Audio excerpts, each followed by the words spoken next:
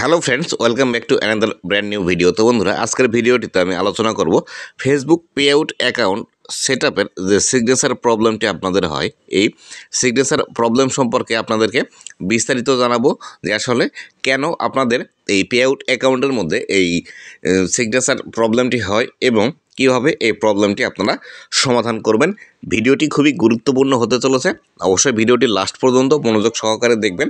ভিডিওটি লাস্ট পর্যন্ত মনোযোগ সহকারে দেখার পর আপনারা এই pay out account set up সিগনেচারের যে প্রবলেমটি আছে, এই প্রবলেমটি আপনারা একদমই সলভ করে নিতে পারবেন। তো বন্ধুরা, ভিডিওটি শুরু করার আগে ছোট্ট একটি রিকোয়েস্ট, চ্যানেলে নতুন হয়ে থাকলে অবশ্যই চ্যানেলটি সাবস্ক্রাইব করে দিবেন। ফেসবুক পেজ থেকে দেখলে অবশ্যই ফেসবুক পেজটি ফলো করে দিবেন, যাতে করে ভবিষ্যতে ফেসবুক রিলেটেড এমন আরও ইনফরমেটিভ কন্টেন্টগুলো আপনারা পেতে থাকেন। তো বন্ধুরা দেখুন, আমি এখান থেকে একটি নাম অলরেডি লিখে রেখেছি।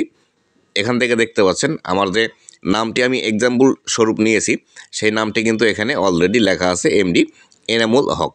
তো এই নামের ক্ষেত্রে আপনারা যে ভুলগুলো করে থাকেন, এই নামটি দিয়ে আমি আপনাদেরকে বুঝাবো। এই নামটি দিয়ে যদি আপনারা সম্পূর্ণ বিষয়গুলো খুব ভালোভাবে মনোযোগ দিয়ে ভিডিওটি দেখেন এবং বিস্তারিত বিষয়গুলো বোঝেন, তাহলে কিন্তু আপনাদের যে কোনো পে আউট অ্যাকাউন্টটি সেট আপ করার সময় সিগনেচারের প্রবলেম আর আসবে না। তো বন্ধুরা দেখুন, এখানে সর্বপ্রথম যে বিষয়টি আপনারা খেয়াল করবেন, এখানে লেখা আছে এমডি, এম এবং ডি বড় হাতের এবং সাথে একটি ফুল স্টপ দেওয়া আছে এবং তারপরে এনামুল হক লেখা আছে। এনামুলের এ বড় হাতের আছে এবং হকের এইচ বড় হাতের আছে। তো আপনারা সর্বপ্রথম যে ভুলটি করে থাকেন সেটি হলো এই এমডি যখন আপনারা লিখতে যান, এখানে এমডি যেটি আছে, এই এমডি সর্বপ্রথম আপনারা যে ভুল করেন, দেখুন এমডি এখানে কিন্তু দুটোই বড় হাতের আছে। আপনারা সর্বপ্রথম ভুল করেন, এই বড় হাতের এম দেন এবং ছোটো হাতের ডি দেন, দেওয়ার পর এখানে এই ফুল স্টপ দিলেন, দেওয়ার পর এর থেকে আপনারা এনামুল হক এই নামটি লিখে দিলেন। এই নামটি লেখার পর এটি কিন্তু ফেসবুকের কাছে ভুল চলে আসে, বা আপনারা সর্বপ্রথম যে নামটি দিয়েছিলেন, যখন আপনারা আপনাদের যে পে আউট অ্যাকাউন্টটি সেট আপ করার সময় নাম লেখার অপশন থাকে এবং নাম লেখার পর বার্থ ডেট দেওয়ার অপশন থাকে, সেখানে আপনারা যেভাবে নামটি লিখবেন ঠিক লাস্টে এসে সেই নামটি সেভাবেই কিন্তু আপনাদেরকে সিগনেচার করতে হবে। তো বন্ধুরা, এখান থেকে একটি ভুল আপনাদেরকে দেখিয়ে দিলাম যে এখানে বড় হাতের অক্ষর আছে, আপনি এখান থেকে ছোটো হাতের অক্ষর দিলেন, যার কারণে এখানে কিন্তু ভুল চলে আসে।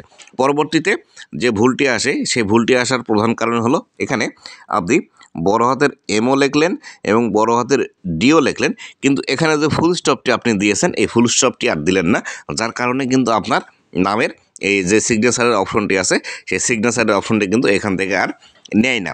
তো এই ভুলটিও কিন্তু আপনারা অনেকেই করে থাকেন, যার জন্য কিন্তু এটি হয়ে থাকে। পরবর্তীতে আরও একটি যে ভুল আপনারা করে থাকেন, সেটি হলো দেখা গেল আপনারা এই এম বড় হাতের লিখলেন, ডি বড় হাতের দিলেন এবং এখানে ফুল স্টপও দিলেন, দেওয়ার পর আপনারা যে কাজটি করলেন, এই এনামুল সম্পূর্ণই আপনারা বড় হাতের লিখলেন। এখানে এনামুল এখানে সম্পূর্ণ আপনারা বড় হাতের লিখলেন। এই সম্পূর্ণ বড় হাতের লেখার কারণে কিন্তু আপনাদের এখান থেকে সিগনেচারের নামটিও নেয় না। যেমন এনামুল হক আপনারা সম্পূর্ণই বড় হাতের লিখলেন, এক্ষেত্রেই কিন্তু আপনার ফেসবুকে এই সিগনেচারটি নেয় না। তবে এই ক্ষেত্রে একটি বিষয় আপনারা মনে রাখবেন, এই ভুল কাজগুলো করার আপনারা যে কারণটি আছে সেটি হলো, এই ভুল কাজগুলো করেন এইভাবে যে আপনারা যখন আপনাদের যে এনআইডি কার্ডটি আছে, সেই এনআইডি কার্ড যে নাম ঠিকানা আছে বা যে বিষয়গুলো আছে, সেখানে যেভাবে নামের স্পেলিংগুলো আছে, সেখানে এই নামটি একভাবে থাকে এবং ব্যাঙ্ক অ্যাকাউন্টের মধ্যে সেই নামটি অন্যভাবে থাকে। এক্ষেত্রে অবশ্যই আপনারা যখন একটি ব্যাঙ্ক অ্যাকাউন্ট ক্রিয়েট করতে যাবেন, আপনার এনআইডি কার্ডে যেভাবে নাম লেখা আছে ঠিক সেভাবেই কিন্তু আপনারা আপনাদের ব্যাঙ্ক অ্যাকাউন্টের মধ্যেও নামগুলো লিখে নেবেন, বা আপনাদের ব্যাঙ্ক অ্যাকাউন্টের মধ্যে সেভাবে নাম লিখে নেবেন। আর বিশেষ করে ব্যাঙ্ক অ্যাকাউন্টের মধ্যে এই যে নামের যে স্পেলিংগুলো আছে, এই সবগুলো কিন্তু বড় হাতের অক্ষরে কিন্তু হয়ে থাকে। বড় হাতের অক্ষরে হওয়ার কারণে আপনারা এই ভুল কাজগুলো কিন্তু করে থাকেন। কিন্তু যখন দেখা গেল আপনারা এই পে আউট অ্যাকাউন্টটি সেট আপ করার পর লাস্টে এসে সিগনেচার দিতে যান, সেখানে কিন্তু আপনারা এই সমস্যার সম্মুখীন হয়ে থাকেন। কেননা আপনি দেখা গেল সর্বপ্রথম যখন আপনার নামের বিষয়টি চলে আসে, তখন আপনি আপনার এনআইডি কার্ড অনুসারে দিলেন।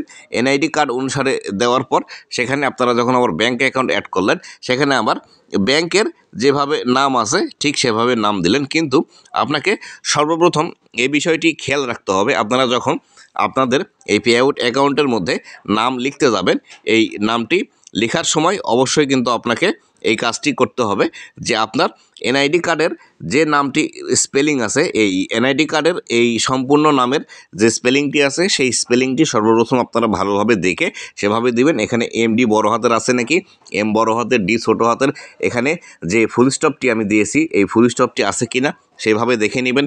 দেখার পর আপনার যে নামটি স্পেলিং যেভাবে আছে ঠিক সেভাবে যদি সর্বপ্রথম আপনার নামটি সেখানে ইউজ করেন, তাহলে সেক্ষেত্রে লাস্টে গিয়ে আপনি যদি একই সেম অ্যাজভাবে যদি সিগনেচারের ওখানে আপনাদের নামটি লিখে দেন, তাহলে সেই ক্ষেত্রেও কিন্তু এই প্রবলেমটি আর আসবে না। তবে এই বিষয়গুলো অবশ্যই আপনাকে মাথায় রাখতে হবে এবং অবশ্যই আপনি এনআইডি কার্ড ছাড়াও যদি দেখা গেল এনআইডি কার্ডে একভাবে নাম আছে বা এনআইডি কার্ডে লেখা আছে এই সবগুলো অক্ষর বড় হাতের, যেমন ধরুন এখান থেকে আমি যদি আপনাদেরকে দেখাই, এখানে ধরুন এমডি, এখানে এনামুল সবগুলোই বড় হাতের আছে, এনামুল এখানে সবগুলোই বড় হাতের আছে, কিন্তু আপনি দেখা গেল আপনার যখন নামটি লিখছেন তখন সবগুলো বড় হাতের না দিয়ে এই এমডি ডট এনামুল আমি এখন যেভাবে এই নামটি লিখে রেখেছি এইভাবে আপনারাও কিন্তু অনেক সময় নাম পে আউটের মধ্যে লেখা থাকেন। তাই অবশ্যই আপনাকে এনআইডি কার্ডে যেভাবে নাম আছে সেভাবেই সর্বপ্রথম নাম এবং বার্থডেট যাওয়ার যে অপশনটি আসে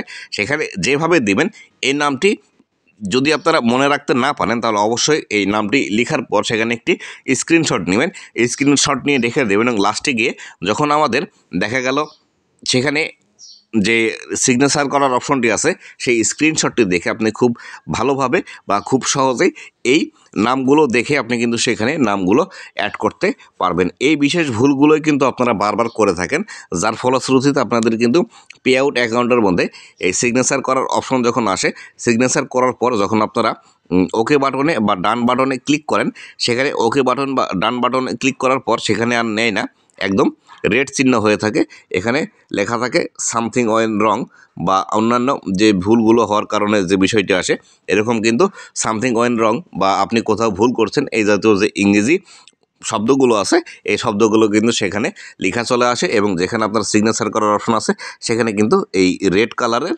হয়ে যায়। তো বন্ধুরা এইভাবে আপনারা যদি সঠিক নিয়মে আমি আপনাদেরকে যেভাবে বোঝানোর চেষ্টা করলাম এভাবে যদি আপনারা আপনাদের সিগনেচার নাম এবং যখন আপনারা পে আউট অ্যাকাউন্টটি সেট আপ করছেন সেই নামটি যদি একদমই ম্যাচ করে লিখে দিতে পারেন, তাহলে সেক্ষেত্রে একবার লিখলেই কিন্তু আপনার এটি অ্যাকসেপ্ট হয়ে যাবে।